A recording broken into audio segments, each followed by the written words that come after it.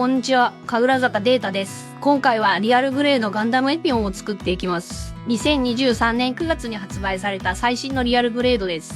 最近、手の込んだプラモの制作をしていたのですが、なかなか完成までたどり着かなくて疲れてきたので、気分転換にこのキットを作成することにしました。今回もサクッとランナー塗装で作成します。このキットを塗装するにあたっての鬼門が、このアドバンスド MS ジョイントパーツです。ランナーの時点で2色のパーツで構成された武器が完成していて、分解することができません。これを塗り分けしつつ塗装するとなると、筆塗りで頑張るか、地獄のマスキング処理が必要になります。ですので今回は、成型色を活かした塗装にしていこうと思います。それでは作っていきましょう。早速、アドバンスド MS ジョイントを塗っていきます。このパーツは、材質がポリプロピレンと ABS でできていて、どちらもラッター系塗料の塗装が困難です。そこでまずは、ガイアノーツマルチプライマーで表面をコーティングします。これにより、塗料の食いつきが良くなり、また、溶剤の侵食を防げます。本番の塗装には、クレオスのクリスタルカラールビーレッドを使います。この塗料のシリーズは、パール塗料で下地によって見え方が変わり、白下地に塗るとパール系の光沢、黒下地に塗るとメタリック系の輝きが得られます。これを使って下地の色を残したまま塗装による高級感を出すことを狙います。残りの外装パーツ2種類の赤色のランナー、青色のランナーもルビーレッドで塗っていきます。フレームパーツはスターブライトアイアンで塗っていきます。色プラも塗っていきます。黄色パーツは黄橙色とゴールドを混ぜた色で塗ります。白のパーツはサーフェイサーエオシルバーで下地を作ってからニュートラルグレー1とニュートラルグレー2で塗ります。目の周りのパーツはサーフェイサーエモブラックで塗ります。最後にクリアーパーツです。サーフェイサーエモシルバーを下地にクリアーの蛍光グリーンで塗ったらキラキラ光る蛍光グリーンになるかなと思ったのですが、なんか思ってたんと違うくすんだ色になったので一回溶剤につけてやり直しました。溶剤につけるためにランナーから切り離しちゃったので、せっかくなので少し手間をかけて塗っていきます。サーフェイサーエモホワイトを下地にして蛍光グリーンで塗ります。メインソードはせっかく面積が広いのでグラデーションで塗ります。中心は白を残して周辺は蛍光イエロー、さらに端の方を蛍光グリーンで塗りました。最後に蛍光クリアーで全体を塗ってブラックライトを当てた時の光り方を均一にします。いい感じじゃないでしょうか。墨入れをします。パネルラインはタミヤの墨入れ塗料ブラックで墨入れします。白パーツには墨入れ塗料ダークグレーを使いました。段差などの溝になってない部分は墨入れ塗料がうまく流れないので、コピックマルチライナー 0.03mm ブラックで墨入れします。今回初めて使ってみましたが、ガンダムマーカーの墨入れペンより少し細くてシャープな感じがします。黄色のパーツは茶色のコピックで塗ります。白いパーツはペンだと濃すぎるので 0.2mm のシャープペンシルで墨入れします。デカールを貼っていきます。付属のリアリスティックデカールは余白が目立つので全部水転写式デカールに置き換えます。搬送後に透明のフィルム部分を剥がせる明日のデカールを使っていきます。水につけてデカールが台紙から浮いてきたら貼りたいところにマークセッターを通してデカールを貼り付け、ベリー綿棒で水分を拭き取ります。貼り付けた後一晩乾燥させたら余白を剥がしていきます。爪楊枝で少し角のフィルムを剥がしたら、そこをきっかけにしてマスキングテープの粘着力を使ってフィルムを全部剥がします。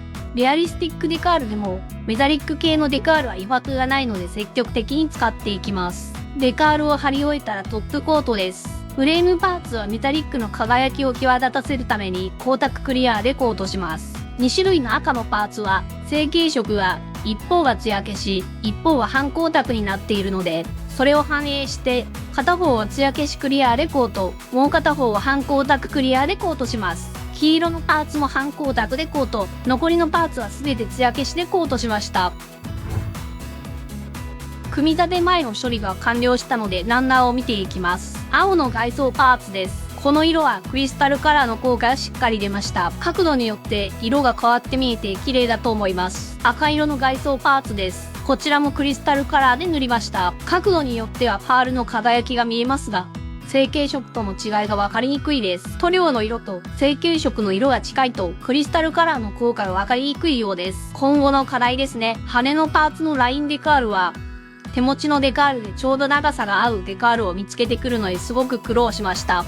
アドバンスの MS ジョイントのパーツです。クリスタルカラーで塗っていますが、成型色が残っているので2色の塗り分けが保たれています。フレームはスターブライトアイアン光沢仕上げ、金属製のフレームっぽく見えるんで高級感が出ますね。その他の色黒はこんな感じ。クリアパーツはこんな感じ。クリアではなくなってますけどね。ビームソードはアニメで見るようなグラデーションに近いテイストで塗れて満足してます。それでは組み立てていきます。パーツをランナーから2度切りで切り離します。ブレード1ニッパーでパーツをランナーから切り離した後、アルティメットニッパーでゲートを切り落とします。塗装済みでヤスリでゲート処理はできないので、軽くえぐるくらいで切っていきます。接続のピンや関節軸は塗装で厚みが増して噛み合わせがきつくなっているところがあるので、適宜デザインナイフで塗装を削り落としながら組み立てていきます。ランナー塗装をするとゲート後のレタッチが必要になりますが、このキットはアンダーゲートが多いので、ほとんどレタッチは必要なかったです。ランナー跡が発火した時は、爪楊枝でこすると少し発火が軽減できます。このアドバンスド MS ジョイントのパーツなどはランナー跡が目立つので、レアルタッチマーカーなので軽く汚してゲート跡をごまかしました。足パーツの完成です。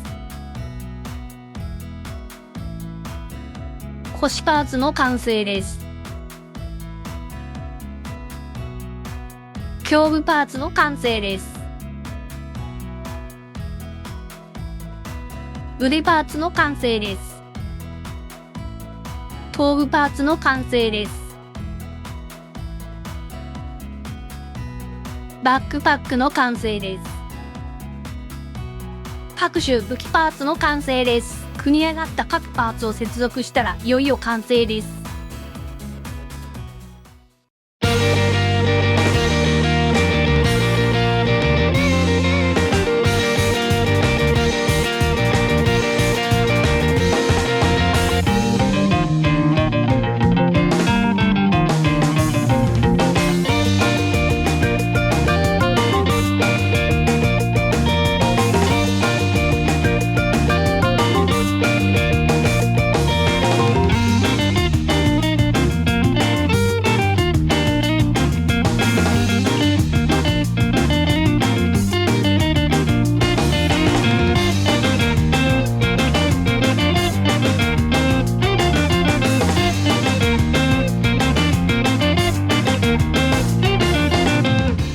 ガンダムエピオンの制作動画でした。リアルグレードはパーツが多くて完成させるのが大変ですが、ランナー塗装なら割と時間をかけずに完成させることができました。最新のリアルグレードということで、簡単な塗装でも大満足のクオリティで完成しました。また次の動画でお会いしましょう。お相手は神楽坂データでした。じゃあね。